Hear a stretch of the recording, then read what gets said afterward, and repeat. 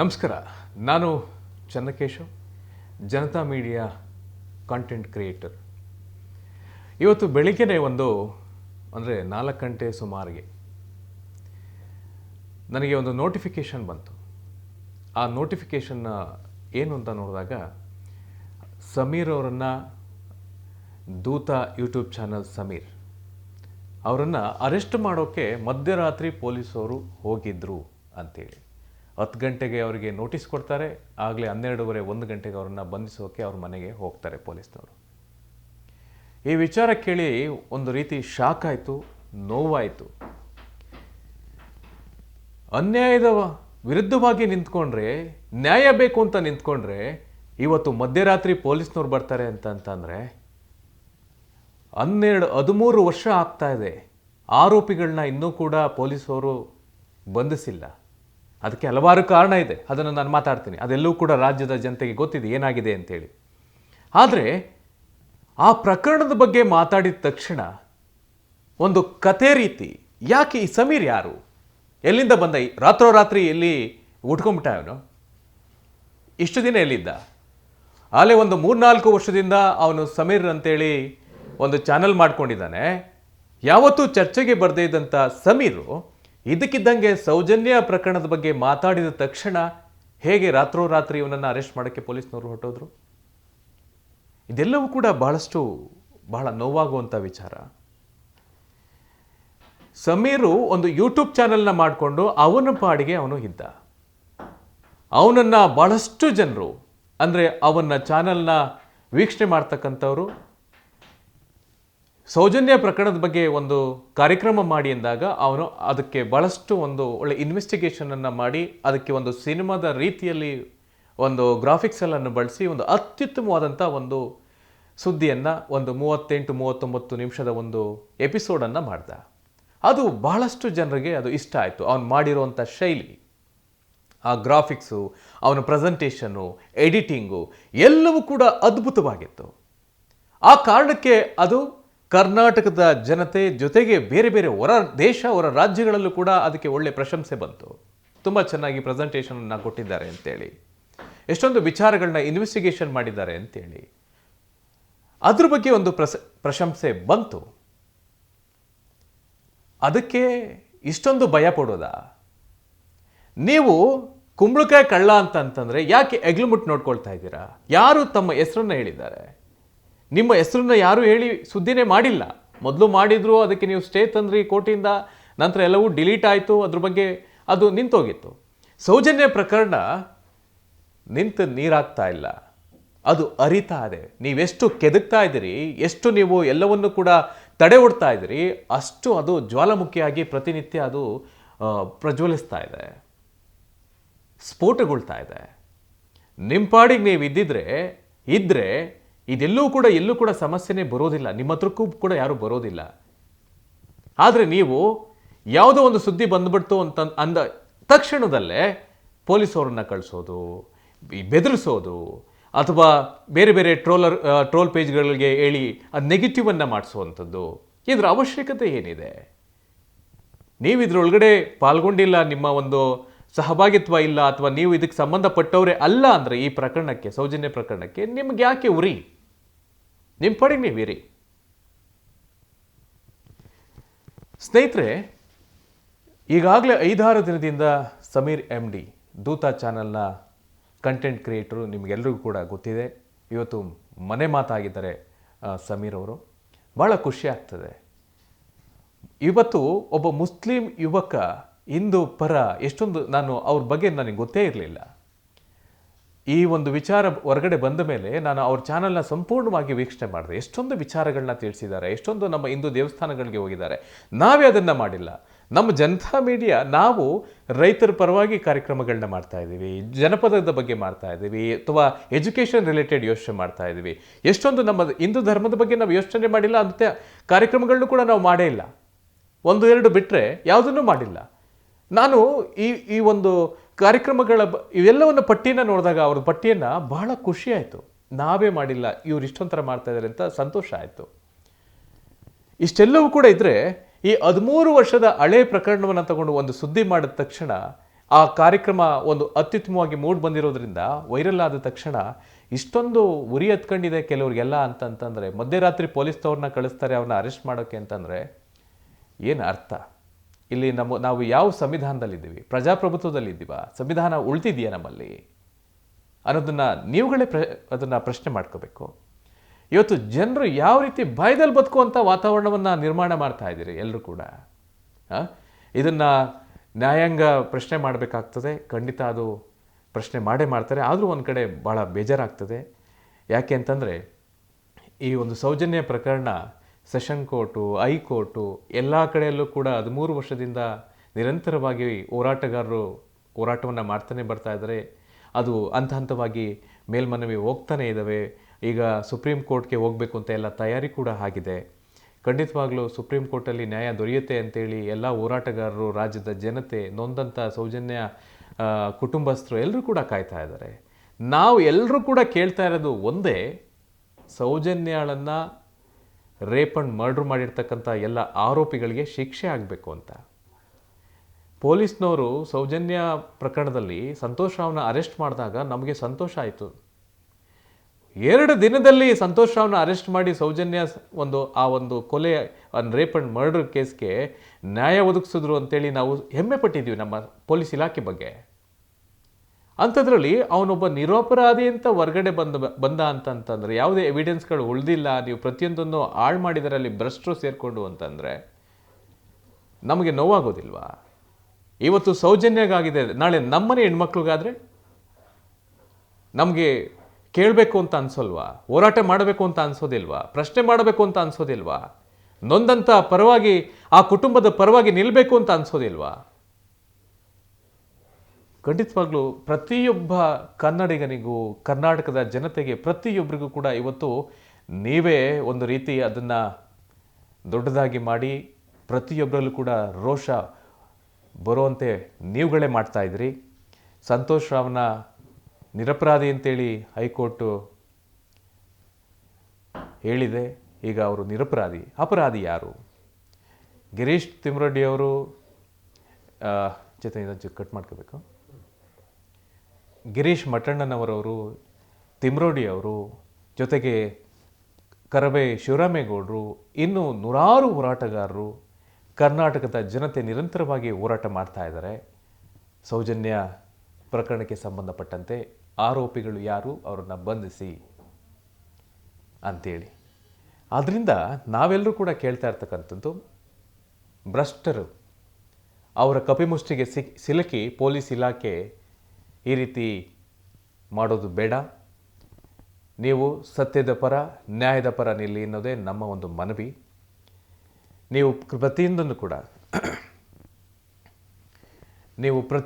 ಕೂಡ ಈ ರೀತಿ ದಬ್ಬಾಳಿಕೆಯಿಂದ ಪ್ರತಿಯೊಬ್ಬರನ್ನು ಕೂಡ ಎದುರಿಸಿ ನೀವು ಎಲ್ಲರ ಬಾಯಿ ಮುಚ್ಚಿಸ್ತೀರಿ ಅಂತಂತಂದರೆ ಇವತ್ತು ನ್ಯಾಯ ಎಲ್ಲಿದೆ? ಪೊಲೀಸ್ ಇಲಾಖೆ. ನಾನು ಆ ವಿಡಿಯೋ ನೋಡ್ತಾ, ಸಮೀರ್ ಅವ್ರ ವಿಡಿಯೋ ನೋಡ್ತಾ ನನಗೆ ಒಂದು ಭಾಳ ಬೇಜಾರಾದಂಥ ವಿಚಾರ, ಸಮೀರ್ ಅವ್ರಿಗೆ ಭಯ ಆದಂಥ ಸಂದರ್ಭದಲ್ಲಿ ಅವ್ರು ಹೇಳ್ಕೊಳ್ತಾರೆ, ನಾನು ಪೊಲೀಸ್ ಸ್ಟೇಷನ್ಗೆ ಹೋದರೆ ನನಗೆ ನ್ಯಾಯ ಸಿಗುತ್ತಾ ಅಂತ ನನಗೆ ಅನುಮಾನ ಆಯಿತು ಅಂತೇಳಿ.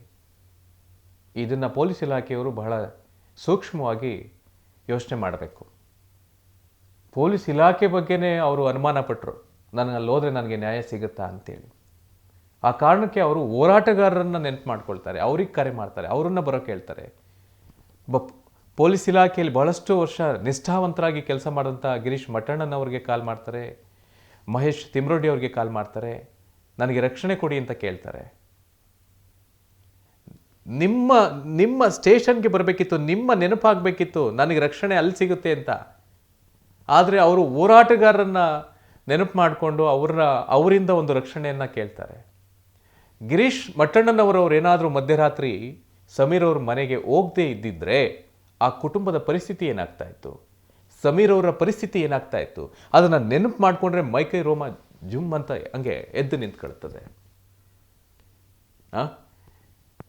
ಯಾವ ರೀತಿ ಅವನಿಗೆ ನೀವು ಯಾವ ಪರಿಸ್ಥಿತಿಗೆ ಅವನ್ನ ತಲುಪಿಸ್ತಾ ಇದ್ರಿ, ತಡ್ತಾ ಇದ್ರಿ? ಬಳ್ಳಾರಿಯಿಂದ ಬರಬೇಕಿತ್ತ ಅವನನ್ನು ಅರೆಸ್ಟ್ ಮಾಡೋಕ್ಕೆ?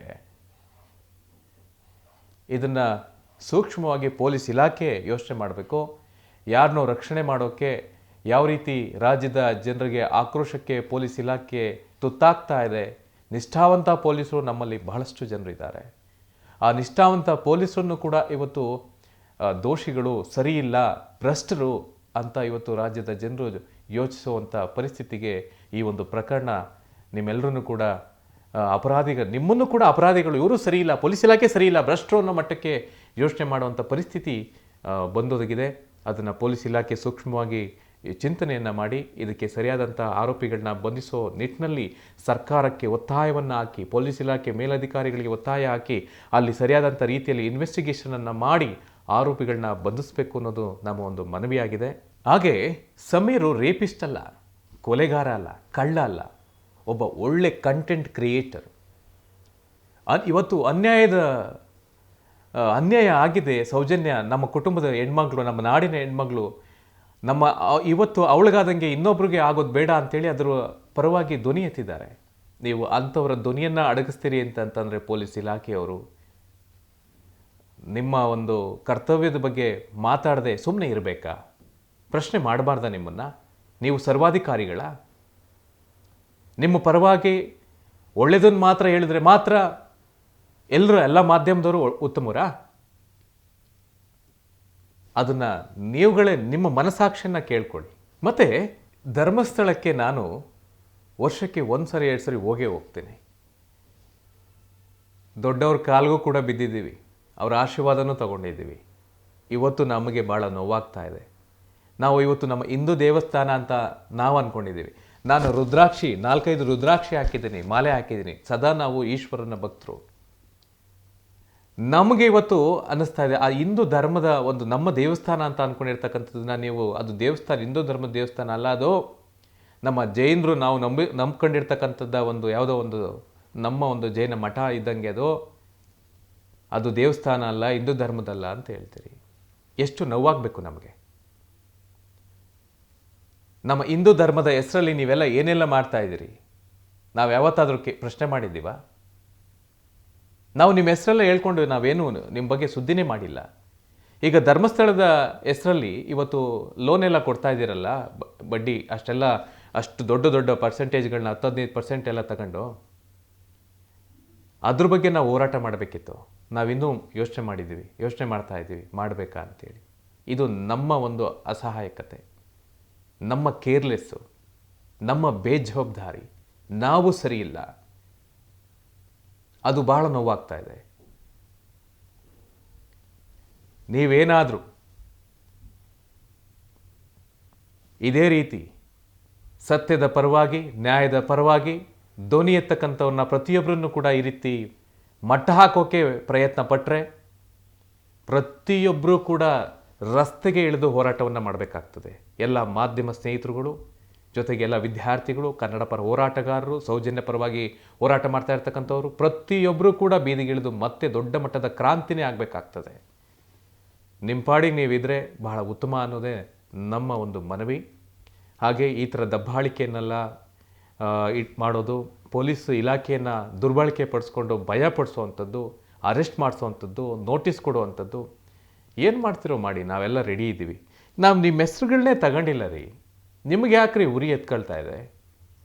ಅವ್ರ ಪಾಡಿಗೆ ಅವ್ರು ಮಾಡ್ಕೊಳ್ತಾ ಇದ್ದಾರೆ ಏನೋ ಒಂದು ಸುದ್ದಿನ. ಅದಕ್ಕೆ ಯಾಕೆ ನಿಮ್ಗಳಿಗೆ ತಡ್ಕೊಳಕ್ಕಾಗ್ತಾ ಇಲ್ಲ? ನಾನು ಈಗ ಇನ್ನೂ ಭಾಳಷ್ಟು ಕನ್ನಡ ಪರ ಹೋರಾಟಗಾರರ ಜೊತೆ ಎಲ್ಲ ಮಾತಾಡಿದೆ. ಅವರು ಕೂಡ ಭಾಳಷ್ಟು ವಿಚಾರಗಳನ್ನ ಚರ್ಚೆ ಮಾಡಿದ್ದಾರೆ. ಸಮೀರ್ ಅವ್ರ ಪರವಾಗಿ ನಿಲ್ತೀವಿ. ನಾವು ಯಾವತ್ತೂ ಕೂಡ ಸತ್ಯದ ಪರವಾಗಿ ಹೋರಾಟವನ್ನು ನಿರಂತರವಾಗಿ ಮಾಡ್ಕೊಂಡು ಬಂದಿದ್ದೇವೆ. ಇವತ್ತು ಕೂಡ ಸಮೀರ್ ಅವ್ರ ಪರವಾಗಿ ನಿಲ್ತೇವೆ ಅಂತೇಳಿ ಪ್ರತಿಯೊಬ್ಬರು ಕೂಡ ಹೇಳಿದ್ದಾರೆ. ಹಾಗೆ ಜನತಾ ಮೀಡಿಯಾ ಕೂಡ ನಿಮ್ಮ ಪರವಾಗಿ ನಿಲ್ತೇವೆ. ನೀವೇನು ನಿಮ್ಮ ಪರ ಅಂತ ಅಲ್ಲ, ಸತ್ಯದ ಪರವಾಗಿ ಯಾರೇ ಹೋರಾಟ ಮಾಡಿದ್ರು ಕೂಡ, ಯಾರೇ ಧ್ವನಿ ಎತ್ತಿದ್ರು ಕೂಡ ಅವರ ಜೊತೆ ಆಗ್ತೀವಿ.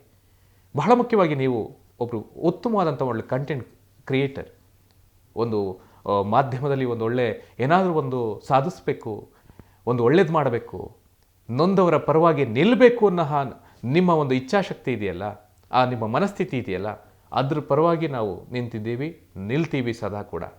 ನೀವು ಅವ್ರ ಪರವಾಗಿ ನಿಂತವ್ರನ್ನೆಲ್ಲ ಅರೆಸ್ಟ್ ಮಾಡ್ತೀರಿ, ಬಂಧಿಸ್ತೀರಿ, ನೋಟಿಸ್ ಕೊಡ್ತೀವಿ ಅಂದರೆ ಖಂಡಿತ ಸ್ವಾಗತ. ನಮ್ಮನ್ನು ನೀವು ಅರೆಸ್ಟ್ ಮಾಡ್ಬೋದು, ಎಲ್ಲಿಗೆ ಬೇಕಾದ್ರೂ ತಗೊಂಡೋಗಿ ಎಷ್ಟು ಬೇಕಾದ್ರೂ ಯಾವ ಥರ ಬೇಕಾದ್ರೂ ಪನಿಷ್ಮೆಂಟು ಕೂಡ ಕೊಡ್ಬೋದು. ನಿಮ್ಮ ಇಷ್ಟ, ಏನು ಬೇಕಾದ್ರೂ ಮಾಡ್ಕೊಳ್ಳಿ, ನಾವು ರೆಡಿ ಇದ್ದೀವಿ.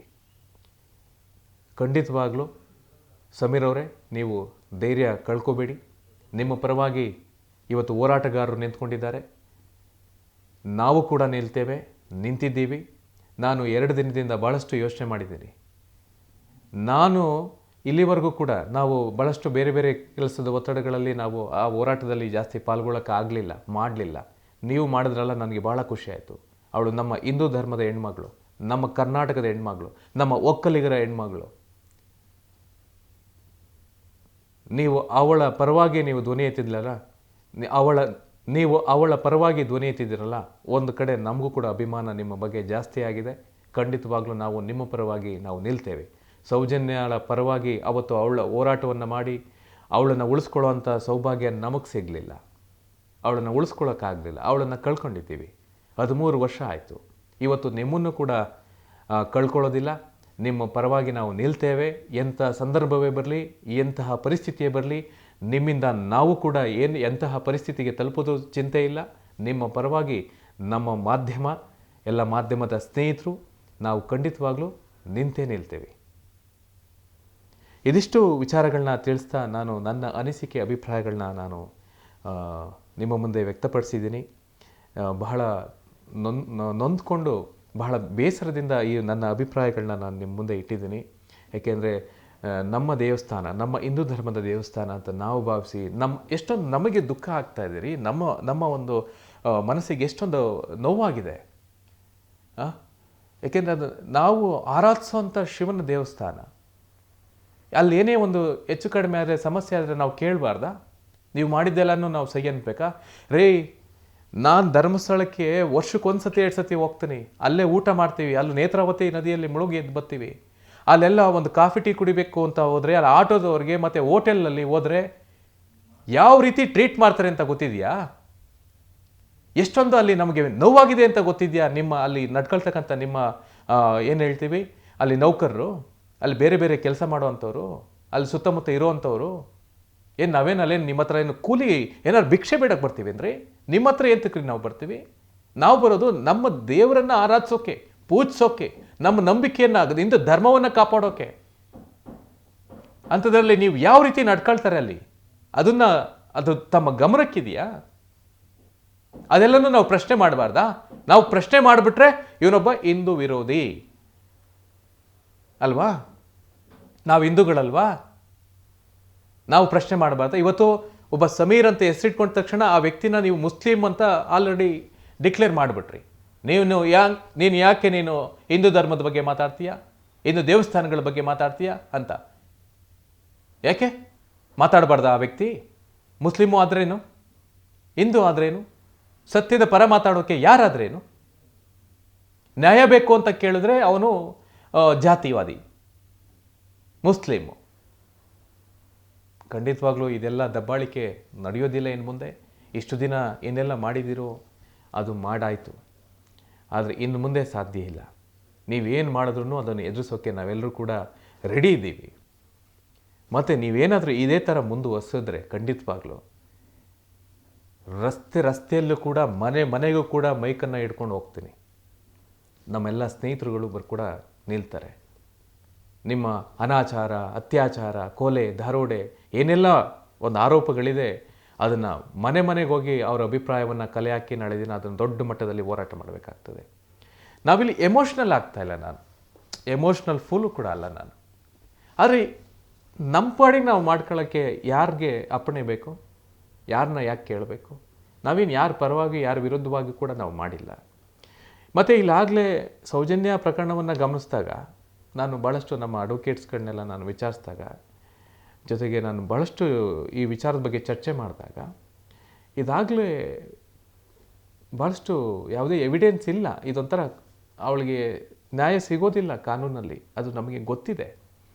ಆದರೆ ಜನತಾ ನ್ಯಾಯಾಲಯ ಅನ್ನೋದೊಂದಿದೆ, ಅದು ತಮ್ಮ ಗಮನಕ್ಕಿರಲಿ. ಇಲ್ಲಿ ಬಟ್ಟೆ ಬಿಚ್ತಾರೆ ಜನತಾ ನ್ಯಾಯಾಲಯದಲ್ಲಿ. ಜನರೇನು ನೀವು ಹೇಳಿದ್ದನ್ನೆಲ್ಲ ಕೇಳ್ಕೊಂಡಿರೋಕ್ಕೆ ಇವತ್ತು ಗೂಬೆಗಳಲ್ಲ,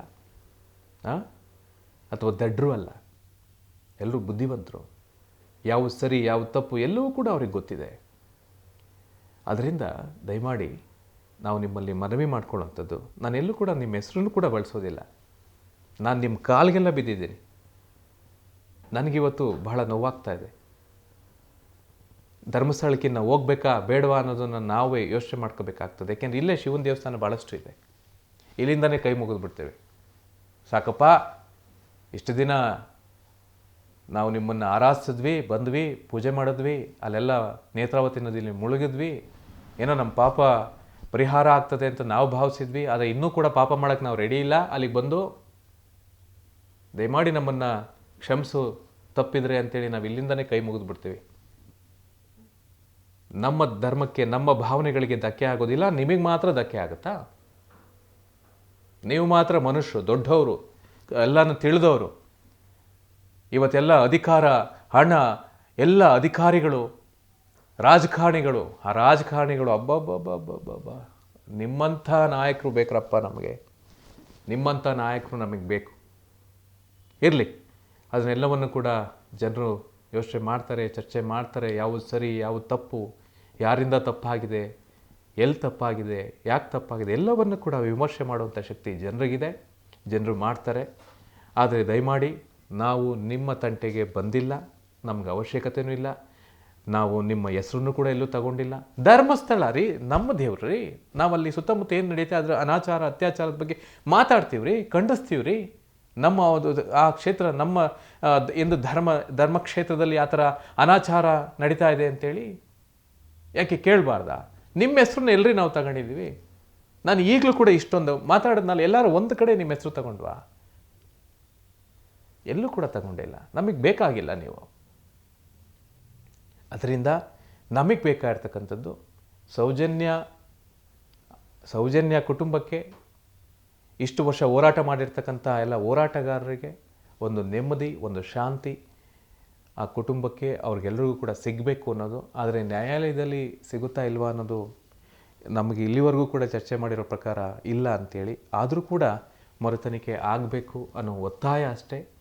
ಮರುತನಿಖೆ ಆಗಲಿ, ಪ್ರಾಮಾಣಿಕ ಅಧಿಕಾರಿಗಳು ಬರಲಿ, ಅದನ್ನು ತನಿಖೆ ಮಾಡಿ ಎಷ್ಟು ಪ್ರಾಮಾಣಿಕವಾಗಿ ಆ ಒಂದು ಪ್ರಕರಣಕ್ಕೆ ನ್ಯಾಯ ಒದಗಿಸ್ಕೊಡ್ಬೋದು ಅದನ್ನು ಒದಗಿಸಿ ಅನ್ನೋದಷ್ಟೇ ನಮ್ಮೆಲ್ಲರ ಮನವಿ, ರಾಜ್ಯದ ಜನತೆಯ ಮನವಿ, ನಮ್ಮ ಮಾಧ್ಯಮದ ಮನವಿ, ವೈಯಕ್ತಿಕವಾಗಿ ನನ್ನ ಮನವಿ. ದಯಮಾಡಿ ಸುಪ್ರೀಂ ಕೋರ್ಟ್ಗೆ ಈ ಪ್ರಕರಣ ಹೋಗುತ್ತೆ. ಅಲ್ಲಾದರೂ ಈ ಪ್ರಕರಣಕ್ಕೆ ಜಯ ಸಿಗಲಿ ಅನ್ನೋದೇ ನಮ್ಮ ಒಂದು ಮನವಿ. ಹಾಗೆ ಸಮೀರ್ ಅವರ ಪರವಾಗಿ ನಾವು ನಿಂತಿದ್ದೇವೆ, ನಿಲ್ತೇವೆ. ಎಲ್ಲರೂ ಕೂಡ ಇವತ್ತು ರಾಜ್ಯದ ಜನತೆ ನಿಂತ್ಕೋಬೇಕು. ಎಲ್ಲ ಮಾಧ್ಯಮದ ಸ್ನೇಹಿತರು ಅವರ ಪರವಾಗಿ ನಿಲ್ಲಬೇಕು. ಇವತ್ತು ಅವ್ರಿಗಾಗಿದ್ದೇ ನಾಳೆ ನಮಗೂ ಕೂಡ ಆಗ್ತದೆ. ದಯಮಾಡಿ ಎಲ್ಲರೂ ಕೂಡ ಸಪೋರ್ಟ್ ಮಾಡಿ.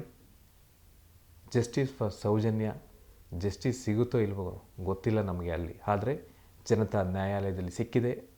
ಶ್ರೀ ಮಂಜುನಾಥ ಕಂಡುಬಿಟ್ಟಿದ್ದಾನೆ.